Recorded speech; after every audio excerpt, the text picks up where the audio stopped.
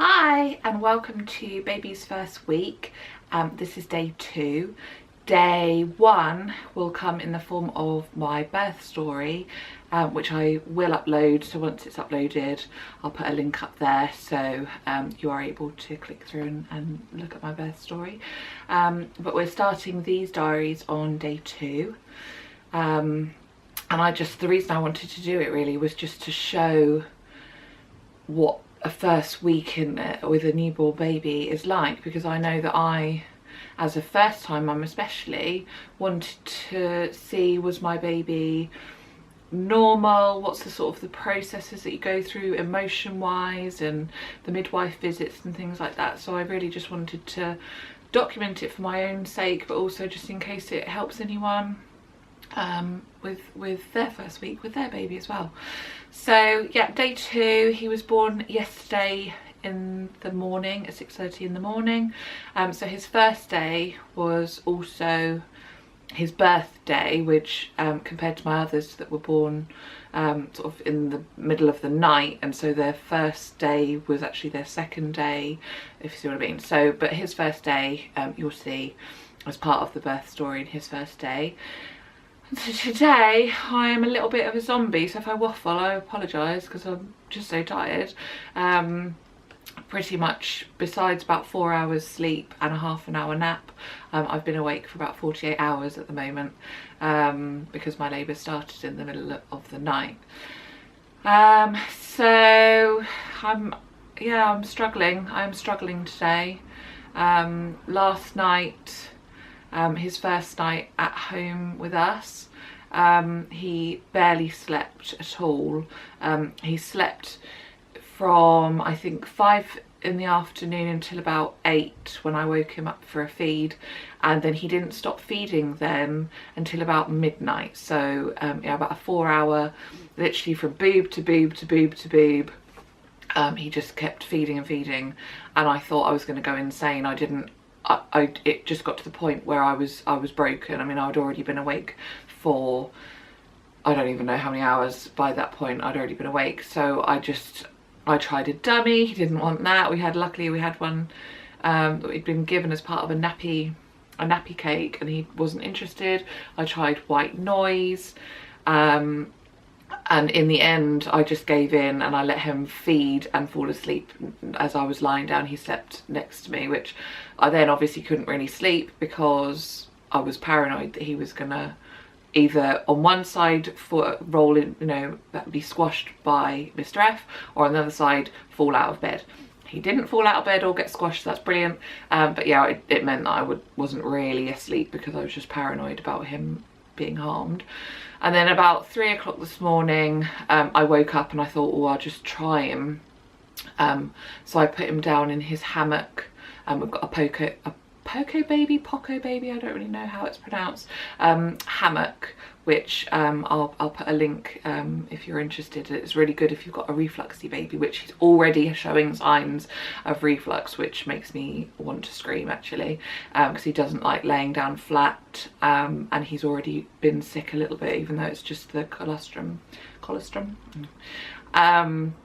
So yeah, really tired. He did sleep from that point, which I think was about 3 o'clock in the morning. He then slept through until the morning, so I did get about 4 hours sleep, and then the girls woke up and it was time to take G to school, which I didn't get to do because I had to wait in for the midwife today for the day 2 visit. And it's just really frustrating because it's been a really lovely day, and I felt like I needed to get out of the house, and not that I was very able because I'm a 90-year-old, but I had to wait in all day and they didn't turn up until about 3 o'clock or something like that, so I just waited in all day, which I guess is good because it forced me to rest. And he was feeding again frequently, just all the time, just sucking, which is good because it will bring in my milk sooner, and as a 10-pounder baby he's wanting that milk. So hopefully tomorrow I will wake up, because they say between days like 3 and 4 or something like that, don't they? So tomorrow will be day 3. It's my 3rd baby. Hopefully my milk will be there for him because he's just starving. So the midwives came So that's what you expect on day 2. They should come and visit you. And they there was 2 of them, and I think possibly there's always 2, because one seemed to be asking me questions about myself. She asked me how I was feeling, did I have any aches and pains, unusual ones anyway, which I don't, I'm fine. I just have a really sore back. I think it's just where my posture is trying to readjust to not having the bump. And I've got, every time I feed him, I'm getting, what do they call them? You know, you could do the uterus. Oh my days. I cannot remember what they're called. I will annotate this afterwards, and then if you know what they're called, yeah, no, it's escaped me. I haven't got that. Baby brain is never going to leave me now, I don't think. I want to say growing pains, but it's not growing pains. So yeah, of course, she's got the tightenings of where the uterus is contracting back down, and she felt my stomach and felt where the uterus was, and she said it was below my belly button, so that's where it should be by day 2, I think. And she asked me how my bleeding was, when it's fine. I haven't had anything unusual about me at all. She asked me, they talked me through, because obviously they're not going to come until day 5 now. And so she just said to keep and check on my emotions. And I said, you know, I generally just talk things through. So hopefully I didn't suffer with the other 2. Besides, you know, I probably cried on day 4. And in fact, I know I cried on day 4, because I remember laughing that, oh, it's day 4, I'm sobbing, and I'm laughing about it, because just your hormones have gone mental, haven't they? And so she was just asking about myself, really, just making sure that if I get any lumps on my leg, that could be, you know, a concern, deep vein thrombosis and things like that. So she was in charge of me, and then the other midwife was checking the baby over. So she checked his hips, and he did not like that. So she was like wiggling his hips and make sure they don't click. And we had a bit of clicky hip with LJ, but it just turned out that she just has clicky joints, so she was fine. But yeah, so she did his hips. She was pressing, I can't remember what it's for, but she was pressing down by his hips, like maybe like making sure there was a pulse there or something. I wasn't, because the other one was talking to me, I couldn't pay attention to what she was doing. And she changed his nappy, and he'd done a really big poo. And actually I'm glad, because she saw it and she said that it was a really good poo, and it meant that he was being well fed, which, when you're paranoid because you haven't got any milk in, I have been worried that he's just not starving, because he must be getting something, because he does settle. But, you know, I just know that he's hungry, and I haven't got enough at the moment. So, but she said he's fine, and he's weeing fine.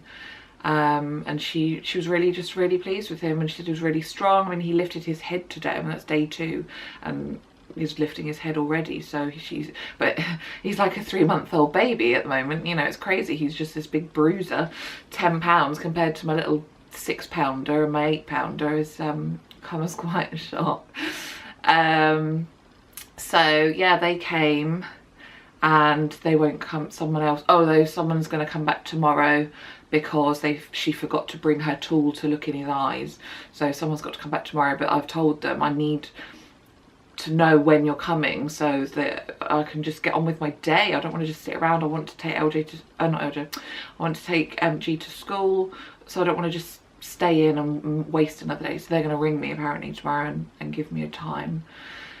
And so then after they left, I just thought I want to get out of the house. So we went down just round the corner to our local pub, which is run by one of my friends, and we just sat in the garden. I had a lemonade, and she had a cuddle with baby, and it was just nice to get out of the house. But walking along, my goodness, my back, I'm just so sore. I haven't really, I know it's only day 2, and I should be, you know, expecting to be a little bit sore, but I don't know, I think I'm pushing myself already. I think I'm just thinking, oh, it's day 3rd baby, I'm fine. And so I think I need to watch myself and make sure that I don't push myself too much, because I don't want to exhaust myself. And I've had mastitis in the past because I pushed myself, and so I don't want to do that. I need to make sure I rest and drink plenty of water as well. I've been really good today, drinking plenty of water. But I've got to use my new pram, so exciting. I've been so excited to use it. I've got the Britax Affinity 2 and I absolutely couldn't be more in love. I think it was one of the most exciting things for me, was being able to have a pram, because I never had a pram with either of the other two. I had a like an umbrella fold push chair first time, and then second time I had a double. So having a pram, I feel like I'm a 5-year-old pushing around my little dolly in my pram. And we have thought of a name as well. So I've got to try and think of what I will call him on the blog, which I have no idea. I'm going to have to think about that one. But we finally thought of a name because we've been really struggling. But yeah, we've thought of a name today. I think that's it. I mean, I feel like I am further along than day 2. I don't know if that's just because I'm calmer this time round, third time. I feel like I am a little bit more in control maybe. The girls have been great. They love him to bits already and they just want to cuddle him all the time, and I keep just trying to remind them, you know, we get to keep him forever. You don't have to rush and do all the love right now. And I think that's all the news for day 2. Nothing else happened. So tomorrow we've got a few visitors coming, and hopefully my milk will have come in, because then he'll get fed and he might sleep a little bit better. Fingers crossed. Anyway, you can always dream, can't you? You can always dream. So that's it, and I think I will just end the video. I want to show you what a post-baby body looks like. So obviously if you follow me on social media, you will have seen my bumps, or if you followed my pregnancy updates. I didn't get to do a 9-month one because I was just pretty much distressed at being in labour for a month. If you saw my prodromal labour post, you'll know I was pretty fed up with having contractions for a month. So I couldn't be bothered to do a 9-month update. But if you saw my 876, you'll have seen my bump growing, so you'll know what I was like by the end. And I will show you now. This is my post baby body at day 2. So still a bit of a bump. It has shrunk down quite a bit, but they're still quite solid, I would say. I feel like there's another baby in there. This is sort of the size I was by the end of G, because she was so tiny. But it does still feel quite solid, and with the other two I shrank right down. Day 2 with the other two I was had almost a flat stomach. So I don't know, I quite like my little pouch, and we'll just see how it shrinks as the week goes on. But there we go, so that's day 2, and I hope you will join me again tomorrow for day 3, and follow me throughout the week and see my highs and my lows, and I will just tell you as it is. So today is all about being really tired, so I will see you again tomorrow. Bye. Pretty much both the same sort of months anyway, all very uncomfortable and hot. It is so hot. Thankfully not so hot today actually, because otherwise I don't know that I'd be able to sit here, because our